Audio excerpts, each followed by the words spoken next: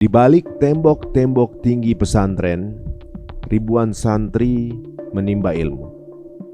Bukan hanya tentang agama, tapi juga tentang hidup. Tradisi yang terjaga selama ratusan tahun kini bertemu dengan dunia yang berbeda. Dunia media modern.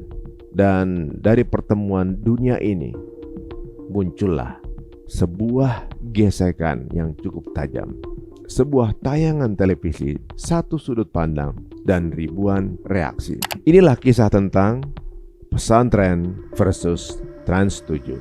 Sebuah kontroversi yang menguji batas antara kebebasan berekspresi dan kehormatan budaya. Pada kesempatan ini kami ingin menyampaikan permohonan maaf sebesar-besarnya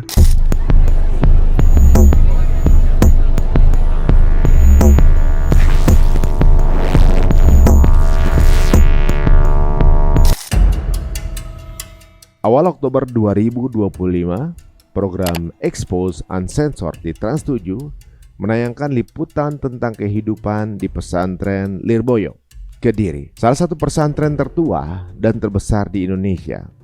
Tayangan itu menampilkan potongan aktivitas santri dan hubungan mereka dengan para kiai. Namun, penyajiannya menimbulkan persepsi lain.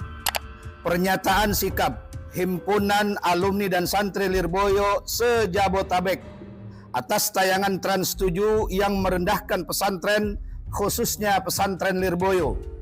Ada bagian yang dianggap melecehkan tradisi penghormatan santri terhadap kiai, seperti sikap jongkok atau unduh-unduh, atau juga ngesot. Dalam waktu singkat, tayangan itu menuai kecaman besar dari para alumni, pengurus pesantren, hingga organisasi keagamaan. Dunia maya pun ramai dengan satu pesan: Trans 7 dianggap menyinggung marwah pesantren. Di media sosial, tagar boykot Trans 7 menjadi trending. PBNU mengecam tayangan tersebut, menyebutnya sebagai bentuk penghinaan terhadap tradisi yang sakral. Sebagai santri, sebagai warga NU terutama, merasa ini ada kesengajaan melakukan penghinaan, kesengajaan menyampaikan ujaran kebencian dari trans. Dan ini dari sisi kontennya memang sudah dipersiapkan kira-kira. Sehingga kalau ini diteruskan, dibiarkan, maka bisa jadi akan terjadi perpecahan. GP Ansor melaporkan ke KPI menuntut tanggung jawab moral dan juga hukum. Di sisi lain, jurnalis dan juga pengamat media mulai bertanya, apakah Trans 7 benar-benar bermaksud untuk melecehkan atau hanya gagal memahami konteks budaya yang begitu kompleks? Sebagian menyebutkan inilah resiko jurnalisme visual. Gambar bisa kuat tapi juga bisa menyesatkan jika tidak disertai konteks yang cukup.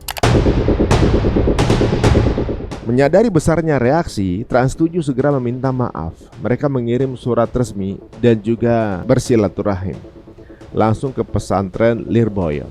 berkaitan dengan isi berita salah satu program di Trans 7 yang menyangkut Pondok Pesantren Lirboyo.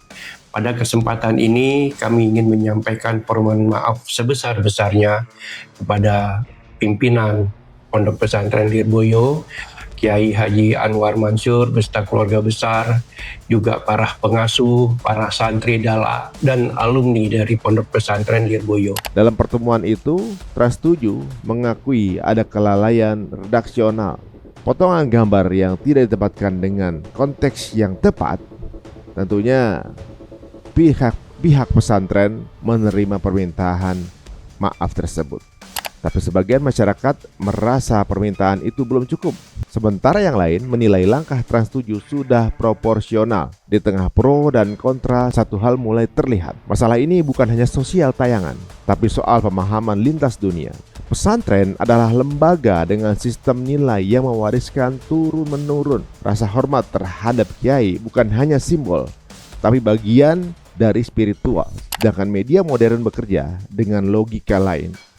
Cepat visual dan mengutamakan daya tarik publik. Dalam ruang redaksi, setiap detik berarti rating. Dalam pesantren, setiap gerak bisa bermakna ibadah. Ketika dua logika ini bertemu, spiritual dan juga komersial, gesekan hampir tak terhindarkan. Karena bagi pesantren, simbol adalah makna. Tapi bagi media, simbol adalah cerita. Banyak pengamat menilai soalan ini bukan tentang siapa-siapa ya yang salah, tapi tentang jarak pemahaman di antara dua dunia. Media melihat lewat kacamata visual, pesantren melihat lewat kacamata batin. Keduanya sah, tapi ketika tidak saling memahami, muncul kecurigaan dan juga luka sosial. Seharusnya media menjadi jembatan, bukan pemantik. Dan di sisi lain, pesantren pun bisa membuka diri untuk berdialog. Bukan berarti kehilangan nilai, tapi agar masyarakat luas tak salah pemahaman terhadap makna di balik tradisi. Karena tidak semua pesantren sama.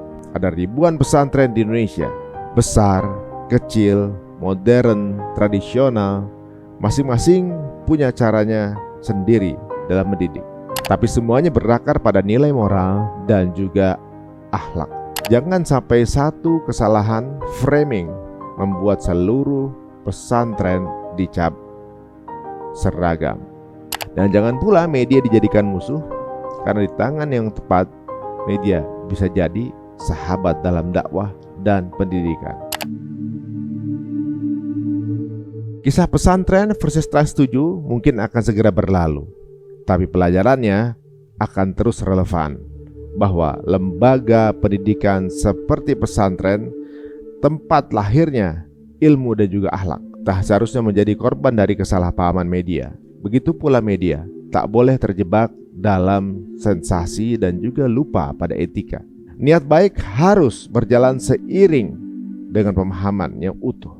Karena di tengah derasnya arus informasi, tugas kita bukan sekedar bicara paling cerdas dan paling keras, tapi mendengar paling dalam.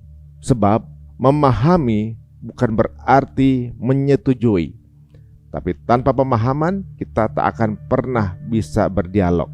Bila ada kesempatan di lain waktu, kita akan bahas masalah ini bersama narasumber yang memahami persoalan ini. Semoga tayangan ini bisa menjadi informasi dan manfaat bagi kita semua. Assalamualaikum warahmatullahi wabarakatuh.